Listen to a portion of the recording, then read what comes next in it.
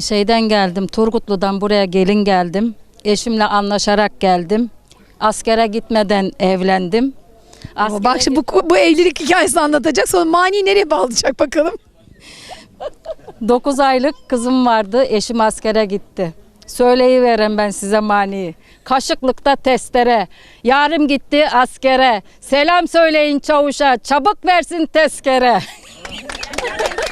Şimdi bunun arkasından ama böyle başladım.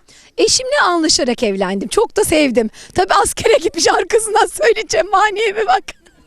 Abla sen çok ömürsün. Başka var mı? Askerden gelince ne dedin? Hoş geldin askerime.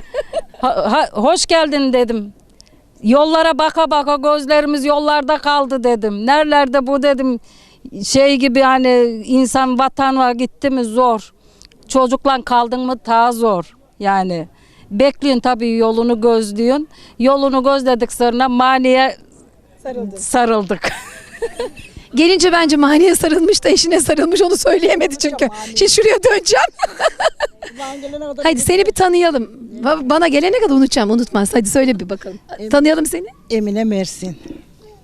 Sular içer Dersim Dersim. Evet. Söyleyeyim mi? Söyle bakalım hadi.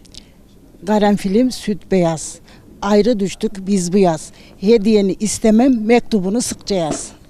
Bunların hepsi aşık, vallahi billahi aşık. Biri gece 3'te kaçıyor.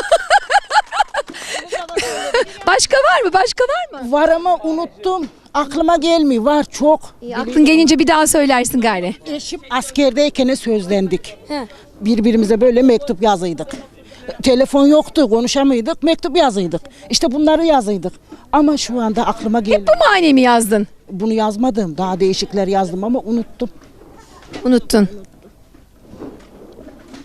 Evleneli 33 sene oldu. 30 sene. Şimdi evlen 33 bir şey söyle. Öyle bir yere parmak bastın ki şimdi.